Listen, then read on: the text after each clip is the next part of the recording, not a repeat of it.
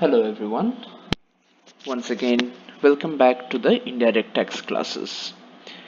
In the previous class, we finished almost 70% of Unit 1 as per your syllabus. আজকে আমরা বাকি পোর্শনটা complete করার টার্গেট নেব. Okay? And in that, there will be certain portions which you shall be finishing. Okay? That will be homework for you. সেটা কিন্তু ক্লাসে আলাদা করে করানো হবে না. ঠিক আছে? Anyways, we'll come to that later. So let us start today with Unit 1 Part 2. Basically আমাদের দুটো কি তিনটে পার্ট বাকি ছিল, সেই পার্টগুলোই আমরা আজকে পিক আপ করছি. সো যেই পার্টগুলো বাকি ছিল সেটা তোমাদের স্ক্রিনে অলরেডি দেখতে পাচ্ছ. জিএসটি কাউন্সিল, কম্পেনসেশন সেস আর ডেফিনেশনস কিছু. এই যে থার্ড সেকশনটা, ডেফিনেশনস কি কি সিলেবাসে আছে সেটা আমি স্ক্রিনে দেখিয়ে দেবো, but your task is to study it by your own. ঠিক আছে? সেখান থেকে কিন্তু কোশ্চেন আসতে পারে, 1-2 মার্কের হোক, মাঝে মাঝে 3 মার্কেরও হতে পারে. That can occur. ঠিক আছে? In question paper that may come. So সেই পার্টটা কিন্তু পড়ার দায়িত্ব তোমাদের. Anyways, let us start off with the discussion for today. আমাদের GST council. What is basically GST Council? আমরা যদি দেখি, দিস জিএসটি কাউন্সিলের সব থেকে প্রথমে আমাদের ফরমেশনটা দেখতে হবে. এই ফরমেশনের জন্য আমাদের চলে যেতে হবে সেপ্টেম্বর 8, 2016, কনস্টিটিউশনাল অ্যামেন্ডমেন্ট যেদিন হয়েছিল জিএসটির জন্য. ঠিক আছে? তারপরে উইদিন 60 days এই সংগঠনটাকে by the permission of president of India constitute করার কথা ছিল. Interestingly within just 4 days it was constituted. 10th সেপ্টেম্বরে ওদের সাইন হয়েছিল প্রেসিডেন্ট অফ ইন্ডিয়ার. By 12th September this council was constituted. আর ইন্টারেস্টিংলি আমাদের 1st জুলাই 2017 থেকে কিন্তু জিএসটি ইমপ্লিমেন্ট করা হয়েছে নেশন ওয়াইড. তো অবভিয়াসলি দিস ইজ ভেরি কি বলবো, কমন সেন্স বা কমন নলেজ যে আগে যদি আমার বডিটা না থাকে তাহলে আমি ট্যাক্সটাকে অ্যাপ্লাই করব কি করে. সো ট্যাক্স ওয়াজ ইমপ্লিমেন্টেড লেটার. আগে আমার কাউন্সিলটাকে ইমপ্লিমেন্ট করা হয়েছিল বা কনস্টিটিউট করা হয়েছিল. ঠিক আছে? সো এই ডেটসগুলো কিন্তু একটু মনে রাখার চেষ্টা করবে. অ্যান্ড ইনফ্যাক্ট এই ডেটটা তো খুব ইম্পর্টেন্ট ডেট, এই জুলাই 1st 2017, কারণ কি সেদিন থেকে জিএসটি ইমপ্লিমেন্ট করা হয় নেশন ওয়াইডে. এবার সেটা তো ফরমেশনের গল্প. এই জিএসটি কাউন্সিলটা করে কি? ঠিক আছে? জিএসটি কাউন্সিল বেসিক্যালি একটা কনস্টিটিউশনাল বডি. ঠিক আছে? কনস্টিটিউশনাল পাওয়ারের থ্রুতে এটাকে কনস্টিটিউট করা হয়েছে. And it is responsible in taking decisions related to GST. মানে জিএসটি রিলেটেড কোনো ডিসিশন মেকিং যেটা হবে সেটা কিন্তু এ নিতে বাধ্য. ঠিক আছে? ইনফ্যাক্ট সমস্ত কিছুর জন্য একটা টেকনিক্যাল ল্যাঙ্গুয়েজ ইউজ করা হয় উইচ ইজ রেকমেন্ডেশন. মানে GST council can recommend, the central government can recommend. ঠিক আছে? বাট বেসিক্যালি ডিসিশন ওরা নেয়, আর ওরা যেটা রেকমেন্ডেশন দেয় সেটাই কিন্তু অ্যাপ্লাই করা হয় মোস্টলি. ঠিক আছে? সো কি কি বিষয় ওরা রেকমেন্ড করে দেখো, এখানে বলা আছে রেকমেন্ডেশনের জন্য ওরা ট্যাক্স রেট কি কি হবে সেগুলো রেকমেন্ড করে, এক্সেমশনস কি হবে সেটা রেকমেন্ড করে, পলিসিস কি হতে পারে জিএসটি রিলেটেড সেগুলো ওরা কিন্তু রেকমেন্ড করে.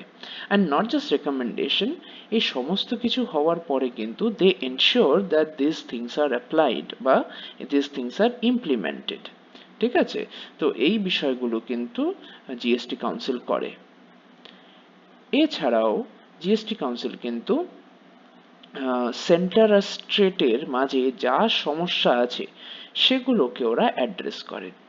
একটু পরেই যখন আমরা দেখব ওদের মেম্বার্সরা কারা, তখনই দেখব যে সেখানে স্টেট এবং সেন্টার থেকে রিপ্রেজেন্টেটিভ আছে, এবং তাই সেখানে কিন্তু ডিসপিউট রেজলিউশনের একটা বিষয় থাকেই. ইনফ্যাক্ট তুমি যদি নিউজ ফলো করে থাকো ট্যাক্স রিলেটেড, তাহলে ইউ উইল অলওয়েজ ফাইন্ড যে কিছু না কিছু কিন্তু ডিসপিউট ক্রমশই লেগেছিল একদম শুরু থেকে 2017, 2018, 19, 20, ইনফ্যাক্ট কোভিডের টাইমটাতে বেশ অনেক জায়গাতেই ট্যাক্স ডিসপিউট কিন্তু বেশভাবে দেখা গেছে between centre and the state. ঠিক আছে? তো সেটা কিন্তু অলওয়েজ আছে, এবং সেটা কিন্তু কোথায় এটাকে নিয়ে ডিল করা হচ্ছে জিএসটি কাউন্সিলে.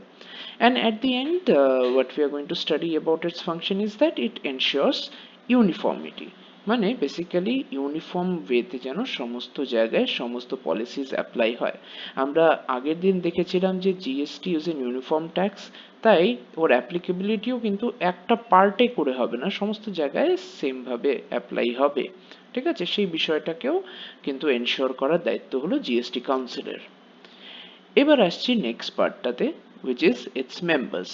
কারা এর মেম্বার, ঠিক আছে, সেটা জানার জন্য আমাদের সামনে স্ক্রিনে তিনটে সেকশন আমাদের দেওয়া হয়েছে। ঠিক আছে, কেন সেকশন বলছি, হ্যাঁ অবশ্যই ফার্স্ট আমরা যদি দেখি ইউনিয়ন ফিনান্স মিনিস্টার, মানে অ্যাট প্রেজেন্ট আমাদের শ্রীমতী নির্মলা সীতারামন জি আছেন। ঠিক আছে, তো হ্যাঁ উনি হলেন এখানের কাউন্সিল মেম্বার। ঠিক আছে, এছাড়াও ইউনিয়ন মিনিস্টার অফ স্টেট যারা রেভিনিউ অর ফিনান্স ডিপার্টমেন্টে ইনভলভড আছে ওদেরকে রাখা হয় এখানে, প্লাস মিনিস্টার অফ স্টেট যারা ফিনান্স বা ট্যাক্সেশন রিলেটেড থাকে ওদেরকেও কিন্তু এখানে ইনভলভ করা হয়। তো বেসিক্যালি দেখো, মিনিস্টার অফ স্টেট যারা ফিনান্স বা ট্যাক্সেশন রিলেটেড আছে, ঠিক আছে, সেই ডিপার্টমেন্টের মিনিস্টারকে এখানে রাখা হচ্ছে। ইউনিয়ন মানে সেন্ট্রাল বডিতে যে মিনিস্টার আছে যে নাকি স্টেটের রেভিনিউ গুলো দেখছে ওকে রাখা হচ্ছে, আর ওভারঅল কান্ট্রির যে ফিনান্স মিনিস্টার ওনাকেও এখানে কিন্তু রাখা হচ্ছে। So this three are the main three sections. ঠিক আছে, কেন সেকশনস বলছি, বিকজ যেই আমরা টোটাল নাম্বারসে যাব তখনই আমরা দেখতে পাবো 33 মেম্বার্স।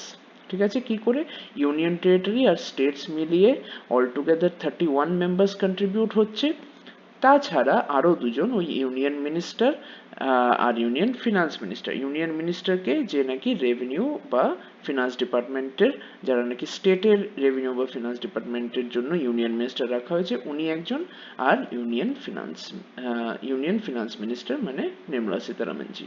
তো এই করে কিন্তু আমাদের 31 প্লাস 1 প্লাস 1 মানে 33 টোটাল মেম্বার্স আর দেয়ার। এবার চলে আসছি আমাদের নেক্সট সেকশনটাতে, কম্পেনসেশন সেস। আমরা যদি নামটা দেখি কম্পেনসেশন, এই নাম শুনলে কি বোঝা যায়, বেসিক্যালি কম্পেনসেট কখন করতে হয়, যখন কোনো ক্ষতি হয়। ঠিক আছে, তো তাহলে কি ক্ষতি হচ্ছে, কার ক্ষতি হচ্ছে, ঠিক আছে, সেই বিষয়টা জানতে গেলে আমাদের একটু ডিপলি যেতে হবে।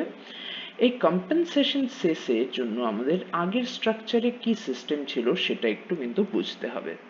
আগের স্ট্রাকচারে যে সিস্টেমটা ছিল সেখানে দেখা যাচ্ছিল যে ট্যাক্সটা কিন্তু চার্জ করা হতো প্রোডাকশন অনুযায়ী। ঠিক আছে, ধরো let's take an example, Gujarat and West Bengal. ঠিক আছে, ধরো West Bengal is a producing state আর সেটা প্রোডাক্টটা যাচ্ছে গুজরাটে। সো ডাজন্ট ম্যাটার কোন স্টেটে যাচ্ছে, বেসিক্যালি আমার যেহেতু বেঙ্গলে প্রোডাকশন হচ্ছে তাই বেঙ্গলি কিন্তু ট্যাক্সটা আমার চার্জ হতো। ঠিক আছে, ইন্টারেস্টিংলি জিএসটি আসার পরে সেটা হয়ে গেছে কি কনজাম্পশন বেসড ট্যাক্স, মানে বেঙ্গলে প্রোডাকশন হচ্ছে আর যাচ্ছে কোথায়, গুজরাটে, তো ট্যাক্সটা অ্যাকচুয়ালি কালেকশন হবে গুজরাট থেকে, নট ফ্রম বেঙ্গল। তো আগে বেঙ্গল টাকাটা পেত প্রিভিয়াস স্ট্রাকচারে, এখন টাকাটা কে পাচ্ছে, গুজরাট পাচ্ছে। ঠিক আছে, সো এই বিষয়টার জন্য দেখো নতুন নতুন যখন জিএসটি এসেছিল তখন কিন্তু সিচুয়েশনটা একটু ডিফারেন্ট হয়ে গেছিল, মানে হঠাৎ করে একটা প্রডিউসিং স্টেট সে এত রেভিনিউ পাচ্ছে, হঠাৎ করে জিএসটি আসার পরে তার রেভিনিউ ফল করে গেল, কারণ কি প্রোডাকশন থেকে এখন সে কনজাম্পশনের উপর হয়ে গেল, হয়তো তার কনজাম্পশন তেমন নয়। ঠিক আছে, সো এই বিষয়টার জন্য কিন্তু কিছু কোয়েরিজ রেজ করা হয়েছিল, কিছু অবজেকশনস রেজ করা হয়েছিল, ফলোইং দ্যাট এই কম্পেনসেশন সেসটাকে কিন্তু কনসিডার করা হয়।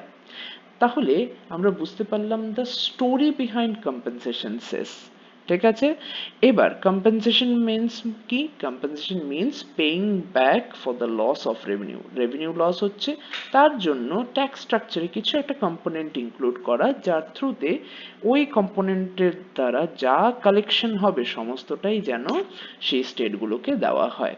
তো সেরকম অনেক কটা প্রোডাক্টের উপরে কিন্তু কালেকশন করা হতো, এবং কালেকশনটা কি করে করা হতো, চার্জটা কি করে করা হতো, জিএসটি প্লাস আরেকটা একটা সেস চার্জ করা হতো, ওই সেসের টাকাটা পুরোটাই সেই প্রডিউসিং স্টেটকে দিয়ে দেওয়া হতো। ঠিক আছে, তো এর আন্ডারে অনেক কটাই প্রোডাক্ট আগে ছিল, ইনফ্যাক্ট আমি যখন প্রিভিয়াসলিও পড়িয়েছি তখনও কিন্তু প্রিভিয়াস প্রোডাক্টসগুলো বা প্রিভিয়াস স্ট্রাকচারে যে প্রোডাক্টসগুলো ছিল সমস্তটাই পড়াতে হতো, রিজন বিং সেগুলো সব ছিল, কিন্তু ইন্টারেস্টিংলি একটা ডেভেলপমেন্ট হয়েছে, এত প্রোডাক্ট আর আমাদের পড়তে হবে না।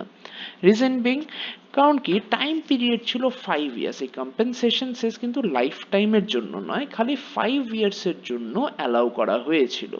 ঠিক আছে, তো আমরা যদি দেখি যে 1 জুলাই 2017 ইমপ্লিমেন্ট করা হয়েছিল, ঠিক আছে, তাহলে সেখান থেকে 5 ইয়ার্স মানে কি 30th জুন 2022, সেটাই লাস্ট ডেট হওয়ার কথা ছিল, but we are in 2026।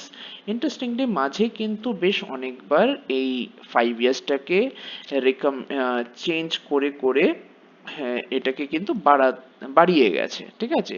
But 56th GST council meeting এ সিচুয়েশনটা কি হলো, যেটা 22 সেপ্টেম্বর 2025, তো কিছু মাস আগের খালি কথা, সেখানে কিন্তু কম্পেনসেশন সেসটাকে ডিসকন্টিনিউ করে দেওয়া হলো ফর অল গুডস। হ্যাঁ, এক্সেপশন আছে, বাট এক্সেপশনটাকে পরে দেখছি।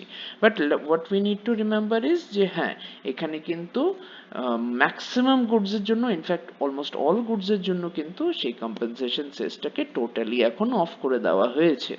ঠিক আছে, এবার তাহলে এক্সেপশনের বিষয়টা বলছিলাম, কোন গুডসে তাহলে জিএসটি কম্পেনসেশন সেস এখনো আছে সেই বিষয়টা দেখতে হবে। ঠিক আছে, সেই বিষয়টা দেখতে গেলে আমাদের এক্সেপশনস গুলোকে ভালো করে স্টাডি করতে হবে। এখানে আমাদের স্ক্রিনের সামনে এক্সেপশনস গুলো আছে, সিগারেটস, পান মশালা, গুটকা, বিড়ি, চুইং টোবাকো, জারদা, আনম্যানুফ্যাকচার্ড টোবাকো, এই আইটেমস গুলোর উপরে কিন্তু কম্পেনসেশন সেস এখনো চার্জ করা হয়। একদিকে তুমি বলবে স্যার এটার উপরে যদি আমরা কম্পেনসেশন সেস চার্জ করি, তো এটা কি করে হতে পারে, কম্পেনসেশন সেস চার্জ না করলেই তো বেটার না। দেখো, যেই স্টেটটা প্রডিউসিং স্টেট ওর জন্য তো লাভ হচ্ছে, আবার আরেকদিকে ভাবো যে যদি আমার সেসটাকে ইনক্লুড করা হয়, ইন দ্যাট কেস কি হবে, সেসকে ইনক্লুড করে দিলে দামটা অটোমেটিক্যালি একটু বেড়ে যাচ্ছে।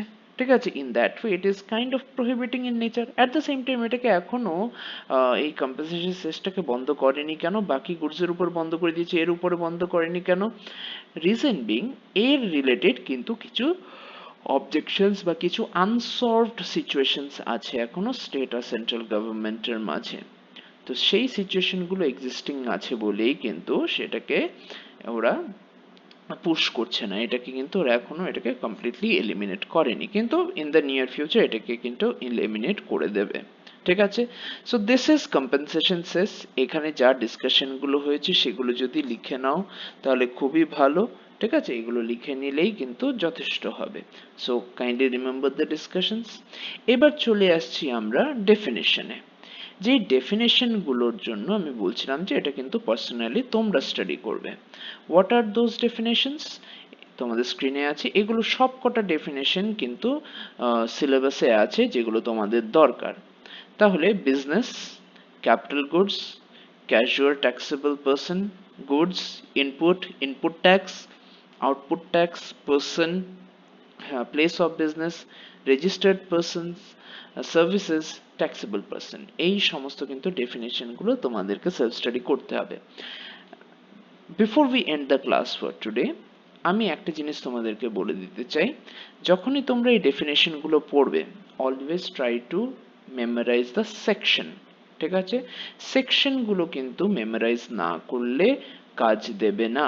ঠিক আছে, আর প্রত্যেকটা ডেফিনেশন কিছু কিন্তু কনস্ট্রাক্টস আছে, মানে ডেফিনেশনে মেইন ডেফিনেশন থাকে, কিছু এক্সেপশনস থাকে, আবার অনেক সময় থাকে না। তো সেই বিষয়গুলোকে কিন্তু ফোকাস দিয়ে তোমাদের স্টাডি করতে হবে। ঠিক আছে, স্টাডি করে এগুলোকে কিন্তু প্রিপেয়ার করো। এখন just beginning of the semester, you have ample time in your hand. Kindly read through all these different definitions, read it every day, memorize it every day। ঠিক আছে, তাহলেই দেখবে কিন্তু এক্সামে কোনো ঝামেলা হবে না। ওকে, so this is where we come to an end of our unit 1 part 2। ঠিক আছে, আজকে তাহলে এতটুকুই। It's a short class, I know, but in the next class please be prepared because it is going to be a lengthy class, অনেক কিছু technical discussion থাকবে। I hope you will join for the next class. Thank you so much. Have a good day.